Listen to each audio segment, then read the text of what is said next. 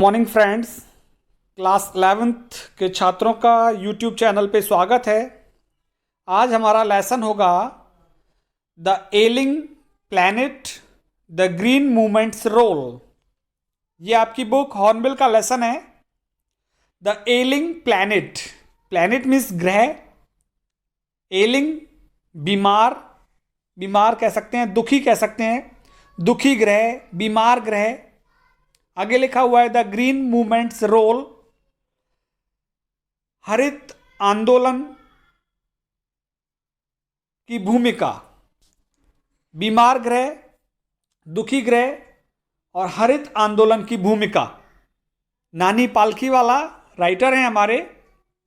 Lesson start करते हैं। इससे पहले मैं आपको बताना चाहूँगा कि मेरे यूट्यूब चैनल की प्लेलिस्ट में आपको तकरीबन सारी पोएम्स कक्षा 11 की और ये चैप्टर, इसके साथ ही और सारे चैप्टर्स आपको प्लेलिस्ट में मिलेंगे। आप मेरे चैनल को सब्सक्राइब कीजिए और सारे लेसन्स को पढ़िए।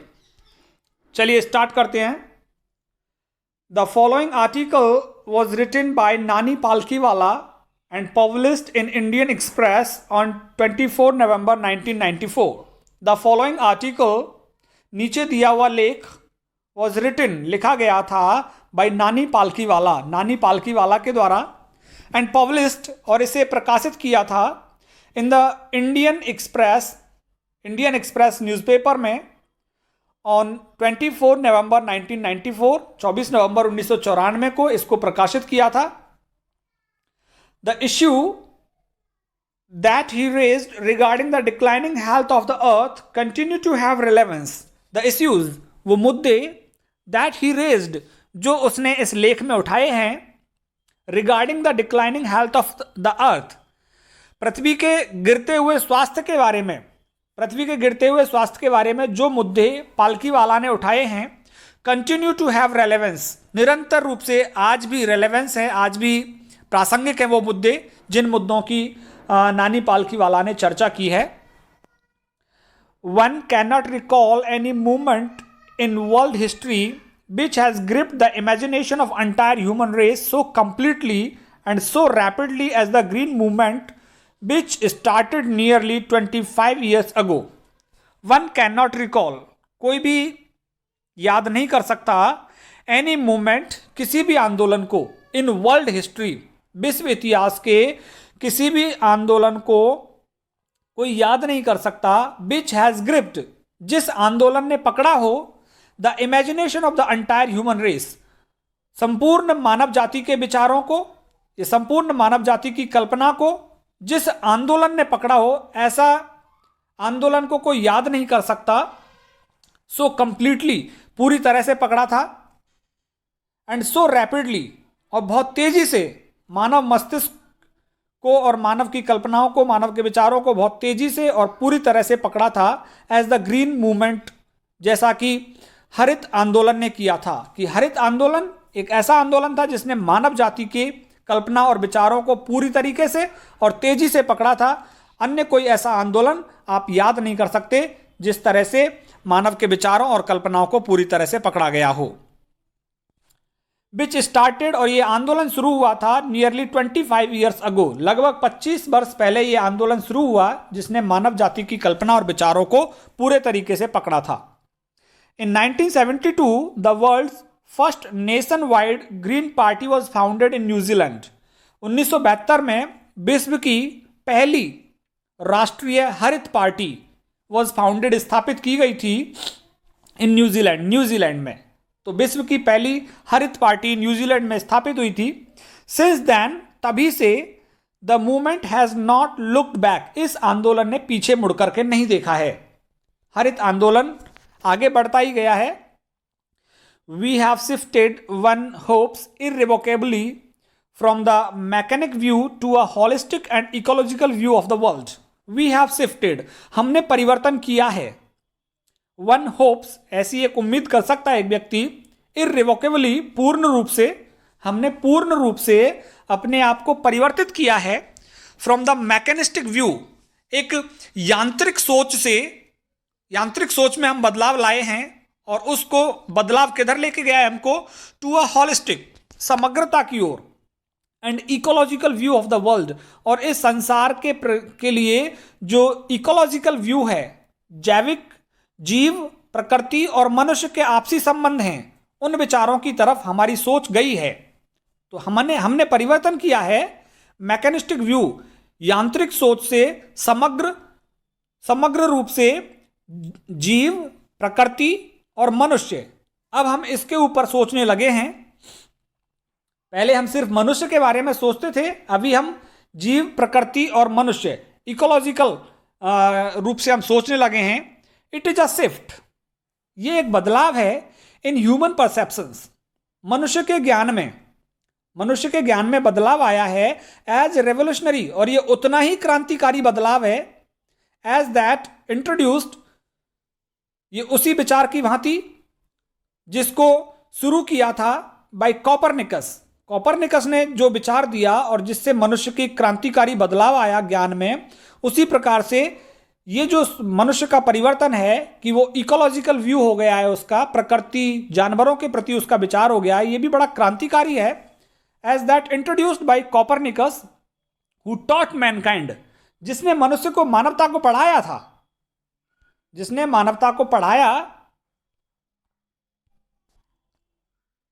who taught mankind in the 16th century that earth and the other planet revolved round the sun। उसने 16वीं शताब्दी में मानवता को बताया that the earth and the other planets, कि पृथ्वी और दूसरे ग्रह revolved round the sun, सूर्य की परिक्रमा करते हैं, ऐसा कॉपरनिकस ने बताया। तो जिस तरह से उसका विचार क्रांतिकारी था, ऐसे ही लोगों की जो सोच बदली है, लोगों के जो ज्ञान में परिवर्तन हुआ है, और वो ज्ञान में परिवर्तन किस तरफ हो गया, इकोलॉजी के प्रति हो गया, प्रकृति के प्रति, जीवों के प्रति हो गया है। तो वो उसी प्रकार का क्रांतिकारी परिवर्तन है। For the first time in human history there is a growing world wide consciousness that the earth itself is a living organism. For the first time, पहली बार, इन ह्यूमन हिस्ट्री, मानव इतिहास में पहली बार, there is a growing world wide consciousness, एक बढ़ती हुई वैश्विक ज्ञान है, एक बढ़ता हुआ वैश्विक ज्ञान है, कॉन्शियसनेस है, दैट द अर्थ इटसेल्फ, की पृथ्वी स्वयं में, इज अ लिविंग ऑर्गेनिज्म, एक जीवित जीव है। तो लोगों की सोच में परिवर्तन हुआ है, पहली बार लोगों को ये पता लगने लगा है अब कि पृथ्वी भी एक लिविंग ऑर्गेनिज्म है, जीवित जीव है पृथ्वी। एन एनॉर्मस बीइंग, एक विशाल जीव है ये पृथ्वी, of which we are parts, जिसके हम केवल एक भाग हैं, मानव प्रजाति केवल उसका एक भाग है, जिस पर अन्य और प्रजातियां भी हैं। It has its own metabolic needs and vital processes which need to be respected and preserved. It has its own metabolic needs, इसकी अपनी आवश्यकताएं हैं। मेटाबॉलिक, जो भोजन हम ग्रहण करते हैं और भोजन से जो ऊर्जा प्राप्त होती है उसको कहते हैं मेटाबॉलिक। तो इसकी अपनी पाचन शक्तियां हैं, इसकी अपनी आवश्यकताएं हैं इस पृथ्वी की, एंड वाइटल प्रोसेसेस, और इसकी विभिन्न महत्वपूर्ण प्रक्रियाएं हैं पृथ्वी की, which need to be respected, जिनका सम्मान किए जाने की आवश्यकता है, एंड प्रिजर्व्ड, और जिनको संरक्षित और सुरक्षित किए जाने की आवश्यकता है। The Earth's vital signs reveal a patient in declining health. The Earth's vital signs, कि इस पृथ्वी के जो महत्वपूर्ण संकेत हैं, रिवील, वो प्रकट करते हैं पृथ्वी को, a patient, एक मरीज के रूप में, in declining health, और एक ऐसा मरीज जिसका स्वास्थ्य डिक्लाइनिंग, खराब हो रहा है। तो पृथ्वी से जो संकेत मिल रहे हैं, वो संकेत पृथ्वी को एक मरीज के रूप में दिखा रहे हैं, जिसका हेल्थ डिक्लाइन हो रहा है, जिसका स्वास्थ्य गिर रहा है। We have begun to realize our ethical obligations to be good stewards of the planet and responsible trustee of the legacy to future generations. We have begun to realize, हमने ये जानना शुरू कर दिया है, our ethical obligations, हम हमारे नैतिक दायित्वों को जानने लग गए हैं। Ethical means moral, obligations means duty, हम हमारे नैतिक दायित्वों को जानना हमने शुरू कर दिया है। टू बी गुड स्टीवर्ड्स, कि हमें एक अच्छा प्रबंधक बनना है, ऑफ द प्लैनेट, इस ग्रह का, इस पृथ्वी ग्रह का हमें एक अच्छा प्रबंधक बनना है, एंड रिस्पॉन्सिबल ट्रस्टीज, और एक जिम्मेदार संवारने वाला बनना है हमें इस पृथ्वी का, ऑफ द लेगेसी, इस विरासत का टू फ्यूचर जनरेशंस, भविष्य में आने वाली पीढ़ियों के लिए, कि भविष्य में आने वाली पीढ़ियों को जो विरासत देने वाले हैं हम, जो इस पृथ्वी को देने वाले हैं, अब हम ये महसूस करने लग गए हैं कि हमें इस पृथ्वी का एक अच्छा स्टीवर्ड्स, एक अच्छा मैनेजर बनना है, एक जिम्मेदार आदमी बनना है, जिससे कि हम इस विरासत को भविष्य की पीढ़ी के लिए सौंप सकें अच्छे रूप में। The concept of sustainable development, the concept of sustainable development was popularised in 1987। जो विचार है सस्टेनेबल डेवलपमेंट का, सतत विकास का, सतत विकास मीन्स निरंतर विकास, निरंतर विकास का जो विचार था वॉज पॉपुलराइज्ड इन 1987। इसको लोकप्रिय बनाया था 1987 में by the world commission on environment and development. जो विश्व आयोग था, उस विश्व आयोग ने पर्यावरण और विकास की बात की, तो पर्यावरण और विकास के मुद्दे पर सस्टेनेबल डेवलपमेंट, सतत विकास को लोकप्रिय बनाया था विश्व आयोग ने। In its report it defined the idea, और अपनी रिपोर्ट में अपने विचार को परिभाषित किया कि सतत विकास क्या है।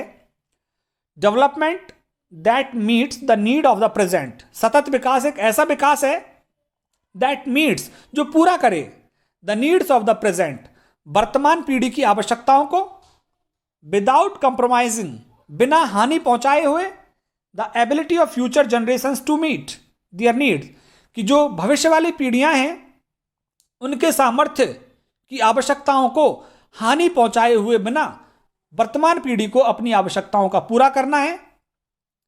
दैट इज, जिसका मतलब है without stripping the natural world of resources, कि हमें जो प्राकृतिक संसाधन है विश्व के, उनको स्ट्रिपिंग, उनको ज्यादा नहीं काटना है। फ्यूचर जनरेशंस वुड नीड, जिनकी आवश्यकता भविष्य वाली पीढ़ी को पड़ेगी, उन आवश्यकताओं, उन संसाधनों का ज़्यादा हमें स्ट्रिपिंग, ज़्यादा दोहन नहीं करना है।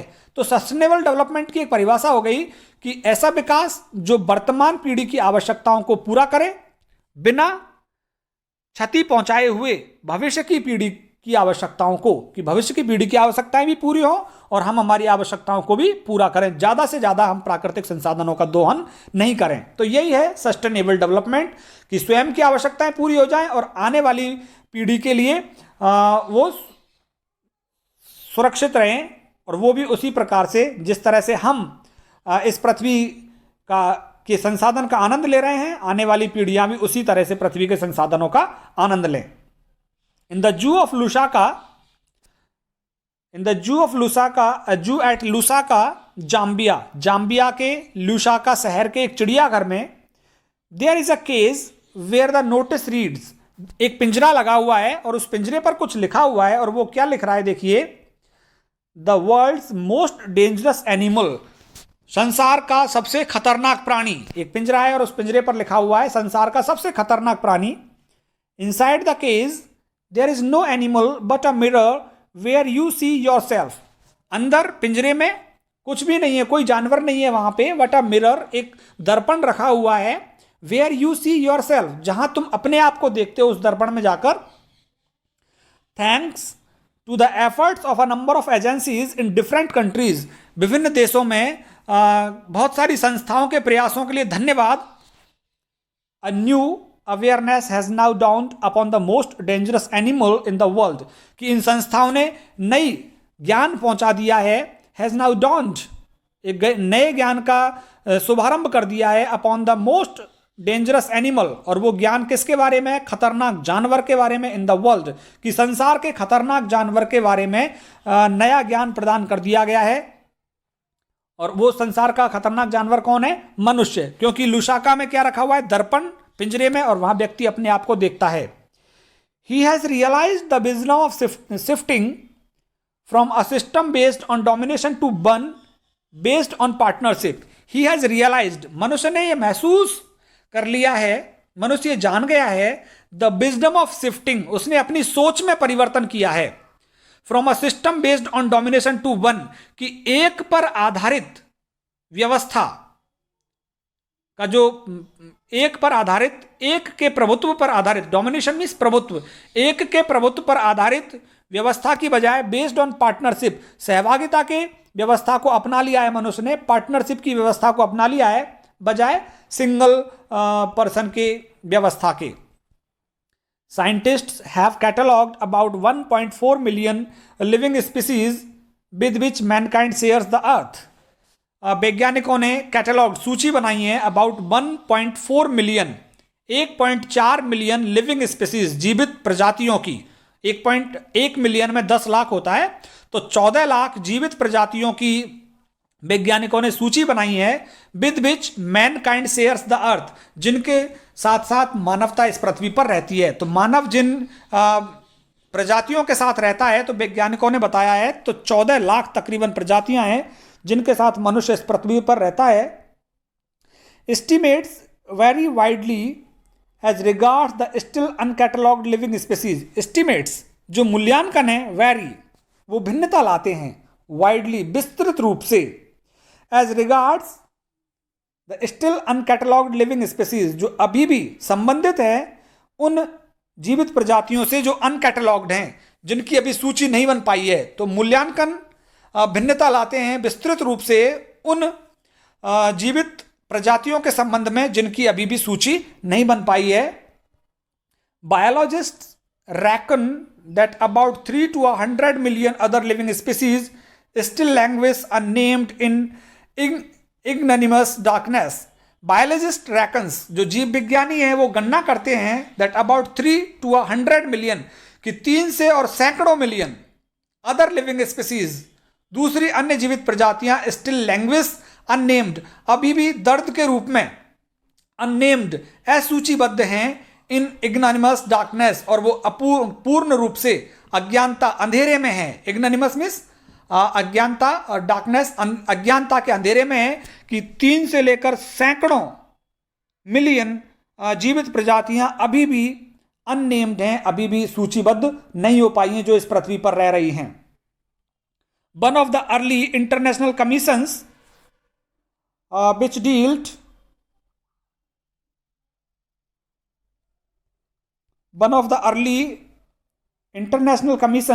dealt inter alia with the question of ecology and environment was the Brandt Commission, which had a distinguished Indian as one of its members. One of the early international commissions, एक पूर्व का अंतरराष्ट्रीय आयोग, विच डील्ड, और ये आयोग संबंधित था, इंटर एलिया अन्य चीजों के साथ साथ, with the question of ecology, ecology के प्रश्न से संबंधित था। और इकोलॉजी का मतलब है जीव, प्रकृति और मनुष्य के परस्पर संबंध। इकोलॉजी का मतलब जीव, प्रकृति और मनुष्य के परस्पर संबंध के प्रश्नों से संबंधित था। एंड एनवायरनमेंट, और पर्यावरण के प्रश्नों से भी ये संबंधित था। ये आयोग, अंतरराष्ट्रीय आयोग, जो कि संबंधित था अन्य चीजों के साथ साथ इकोलॉजी के प्रश्न से और पर्यावरण के प्रश्न से संबंधित था, वॉज द ब्रांट कमीशन। और इस आयोग का नाम था ब्रांट आयोग। विच हैड, जिस आयोग में थे, अ डिस्टिंग्विश्ड, एक विशेष ख्याति प्राप्त इंडियन, भारतीय, as one of its member, इसके सदस्य के रूप में एक ख्याति प्राप्त भारतीय थे ब्रांट आयोग के कमीशन के सदस्य के रूप में, ब्रांट आयोग के सदस्य के रूप में। और ये ब्रांट आयोग संबंधित था किससे? इकोलॉजी के प्रश्नों से और पर्यावरण के प्रश्नों से। और उस सदस्य का नाम था Mr L K. Jha. L K. Jha भारतीय इस ब्रांट आयोग के सदस्य थे। The first Brandt report raise the question, Brandt आयोग की जो पहली रिपोर्ट आई उसने ये मुद्दा उठाया, उसने ये प्रश्न किया, are we to leave our successors a scorched planet of advancing deserts? क्या हम हमारे सक्सेसर्स, उत्तराधिकारियों को अ स्कॉच्ड प्लैनेट, एक झुलसा हुआ ग्रह देने वाले हैं, ऑफ एडवांसिंग डेजर्ट्स, जिसमें रेगिस्तान बढ़ता ही जा रहा है? तो उसने प्रश्न किया कि क्या हम हमारे उत्तराधिकारियों को, आने वाली पीढ़ियों को स्कॉच्ड प्लैनेट, एक झुलसा हुआ ग्रह दे रहे हैं, ऑफ एडवांसिंग डेजर्ट्स, जिसमें रेगिस्तान बढ़ता जा रहा है। इम्पॉवरिश्ड लैंडस्केप, एक बदतर भूदृश्य दे रहे हैं हम, बेकार भूदृश्य। एंड एलिंग एनवायरनमेंट, और बीमार वातावरण दे रहे हैं हम आने वाली पीढ़ियों को। तो यही प्रश्न उठाया उसने कि क्या हम हमारे आने वाली पीढ़ियों को एक झुलसा हुआ ग्रह, बढ़ते हुए रेगिस्तान, एक बेकार सा भूदृश्य और बीमार पर्यावरण दे रहे हैं। Mr Lester R Brown in this thoughtful book in his thoughtful book, The Global Economic Prospect, points out that the Earth's principal biological systems are four. Mr Lester R Brown ने अपनी एक विचारपूर्ण पुस्तक थी उनकी, जिसका नाम था द ग्लोबल इकोनॉमिक प्रोस्पेक्ट. इस पुस्तक में पॉइंट आउट, इंगित करते हैं that the earth principal biological systems are four, कि पृथ्वी के प्रिंसिपल मुख्य जैविक जो तत्व हैं, बायोलॉजिकल सिस्टम्स जो हैं, जैविक तत्व, चार जैविक तत्व हैं पृथ्वी के. और वो कौन कौन से चार जैविक तत्व हैं? एक फिशरीज मछली क्षेत्र, फॉरेस्ट जंगल, ग्रासलैंड्स घास का क्षेत्र, घास के मैदान, एंड क्रॉपलैंड्स और कृषि क्षेत्र. तो मिस्टर लीस्टर आर ब्राउन की एक पुस्तक है द ग्लोबल इकोनॉमिक प्रोस्पेक्ट. उसमें वो बताते हैं कि पृथ्वी के मुख्य चार जैविक तत्व हैं, जिनमें से फिशरीज, फॉरेस्ट, ग्रासलैंड और क्रॉपलैंड्स, ये चार हैं ये. And they are form the foundation, और वो आधारशिला हैं, ऑफ द ग्लोबल वैश्विक इकोनॉमिक सिस्टम, वैश्विक अर्थव्यवस्था की. ये चारों तत्व आधारशिलाएं हैं. और चार तत्व कौन कौन से बताए हैं उसने? फिशरीज के साथ साथ क्रॉपलैंड्स, ग्रासलैंड्स और फॉरेस्ट. ये चार आधारभूत तत्व हैं विश्व की अर्थव्यवस्था के. In addition to supplying our food, हमारा भोजन उपलब्ध कराने के अतिरिक्त, दीज फोर सिस्टम्स, ये चारों तत्व प्रदान करते हैं virtually all the raw materials for industry, उद्योगों के लिए लगभग कच्चा माल, रॉ मटेरियल उपलब्ध कराते हैं, एक्सेप्ट मिनरल्स, खनिज के अलावा, एंड पेट्रोलियम डिराइव्ड सिंथेटिक्स, और जो पेट्रोल से उत्पादित जो कृत्रिम पदार्थ हैं, और खनिज के अलावा ये सभी प्रकार का कच्चा माल उपलब्ध कराते हैं उद्योगों के लिए. In large areas of the world, दुनिया के बड़े बड़े क्षेत्रों में, human claims on these systems are reaching an unsustainable level, मनुष्य के दावे ऑन दीज सिस्टम्स, इन तत्वों पर, आर रीचिंग, पहुंच रहे हैं, एन अनसस्टेनेबल लेवल, अमान्य स्तर तक, गैर कानूनी स्तर तक पहुंचते जा रहे हैं मानवता के दावे इन चारों क्षेत्रों के ऊपर. अब पॉइंट, एक ऐसे बिंदु पर पहुंच गए हैं मनुष्य के दावे, where their productivity is being impaired, जहां उसकी उत्पादकता, इन चारों क्षेत्रों की जो उत्पादकता है इम्पेयर्ड, वो खराब हो गई है. बहुत ज़्यादा दोहन कर रहे हैं मनुष्य इन चीज़ों का, चारों ही चीज़ों का.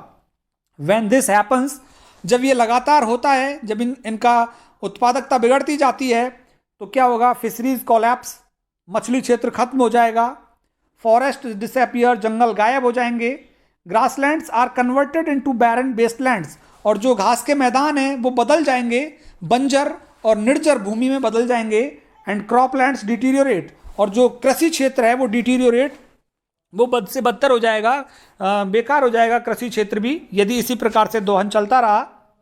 इन a protein conscious and protein hungry world, इस प्रोटीन के जानकार और प्रोटीन के भूखे विश्व में, overfishing is common every day, बहुत ज़्यादा मछली निकाली जाती हैं प्रतिदिन, क्योंकि संसार में सभी प्रोटीन के बारे में जानते हैं और प्रोटीन के भूखे हैं, तो मछलियों को बहुत ज़्यादा निकालते और खाते हैं. इन पुअर कंट्रीज, गरीब देशों में, local forests are being decimated, जो स्थानीय जंगल हैं वो डेसिमेटेड, वो कम होते जा रहे हैं. In order to procure firewood for cooking, क्योंकि उनसे प्राप्त कर रहे हैं लोग, ईंधन प्राप्त कर रहे हैं, फायरवुड फॉर कुकिंग, भोजन बनाने के लिए ईंधन प्राप्त कर रहे हैं, इसलिए जंगल कम होते जा रहे हैं गरीब देशों में. इन सम प्लेसेस, कुछ जगहों पर तो, firewood has become so expensive, ईंधन इतना खर्चीला हो गया है, that what goes under the pot, कि जो कुछ बर्तन के अंदर पक रहा होता है, नाउ कॉस्ट मोर देन, उसकी कीमत कम होती है बजाय what goes inside it, what goes under the pot, कि जो पॉट के नीचे लगा हुआ है, जो चूल्हे में चल रहा है, उसकी कीमत ज्यादा होती है, than what goes inside it, बजाय उसके जो अंदर उसमें पक रहा है उसकी कीमत कम होती है और ईंधन की कीमत ज्यादा होती है. इसलिए लोग जंगल, पेड़ों को काटने लगे हैं. सिंस, क्योंकि the tropical forest is, in the words of doctor Mayr, the powerhouse of evolution, क्योंकि जो ट्रॉपिकल फॉरेस्ट हैं, जो उष्णकटिबंधीय जंगल हैं, in the words of doctor Mayr के शब्दों में यदि बात करें तो द पावर हाउस वो एक शक्ति ग्रह हैं ऑफ इवोल्यूशन, जैविक विकास के। बहुत जैविक विकास होता है, कई सारे जीवों को जन्म मिलता है इन उष्णकटिबंधीय जंगलों से, तो ये जैविक विकास का शक्ति ग्रह हैं। सेवरल स्पेसीज ऑफ लाइफ, जीवन की बहुत सी प्रजातियां फेस एक्सटिंक्शन, उनका विलोपन हो जाता है as a result of its destruction, इन जंगलों के विनाश के परिणाम स्वरूप। एक्सटिंक्शन मीन्स विलोपित हो जाती हैं बहुत सी प्रजातियां।